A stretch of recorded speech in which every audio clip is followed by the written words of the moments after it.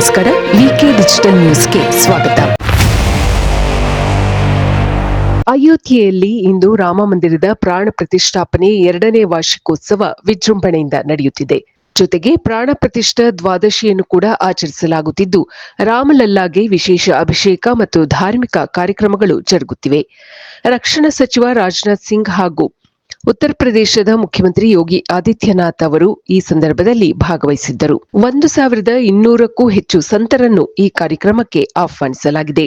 ರಾಮ ಮಂದಿರದಲ್ಲಿ ವಿಶೇಷ ಅಭಿಷೇಕ, ಯಜ್ಞಗಳು, ರಾಮಚರಿತ ಮಾನಸ ಪಠಣ, ರಾಮಲೀಲಾ ಪ್ರದರ್ಶನ ಹಾಗೂ ಭಜನೆಗಳು ನಿರಂತರವಾಗಿ ನಡೆಯುತ್ತಿವೆ. 2024ರ ಜನವರಿ 22ರಂದು ರಾಮಲಲ್ಲಾಗೆ ಪ್ರಾಣ ಪ್ರತಿಷ್ಠಾಪನೆ ನಡೆದಿತ್ತು.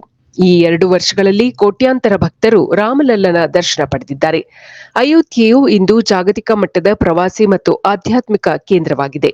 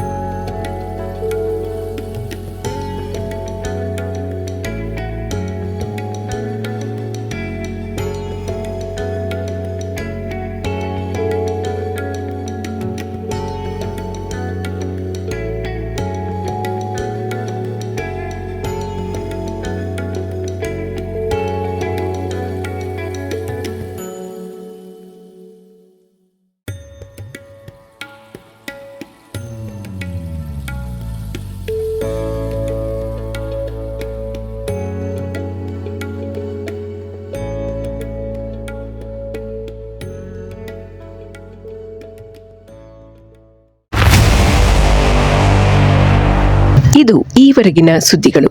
ಮತ್ತಷ್ಟು ಸುದ್ದಿಗಳಿಗಾಗಿ ನೋಡ್ತಾ ಇರಿ ವಿಕೆ ಡಿಜಿಟಲ್ ನ್ಯೂಸ್.